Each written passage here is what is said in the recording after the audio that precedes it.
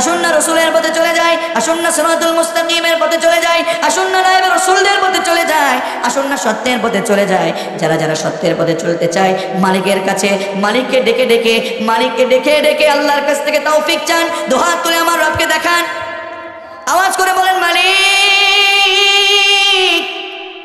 বলেন না আল্লাহ, ইয়া রাব্বাল আলামিন। মালিক, আমরা অপরাধী, আমরা অন্যায় করেছি জীবনে অনেক, আমরা অপরাধ করতে করতে নিজের জীবনটাকে শেষ করে দিয়েছি। ও মালিক, আপনি আমাদের প্রত্যেককে ক্ষমা করে আমাদেরকে কোরআনের পথে কবুল করেন, পড়েন আমিন। আমি যে অন্যায় করেছি, অপরাধ করেছি, কেউ তো জানে না, জানে কে? আপনি যে অন্যায় করেছেন, আমি যে অন্যায় করেছি, এটা উনি না জানুক, আমি তো জানি, আল্লাহ তো জানে নাকি? সে গুনাহ থেকে আমাদের মাফ চাওয়ার দরকার আছে না নাই? পৃথিবী না জানো আমি তো জানি, আমি কি পাপ করেছি, আমার পাপে করলে বিচার, বাঁচার আমার নাই উপায়।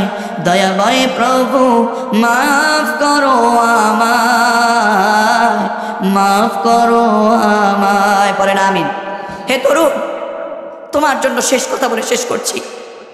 হে তরুণ, আজকে তুমি অন্যায়ের পথে, আজকে তুমি গোপনে পাপ করে নিজের জীবনটাকে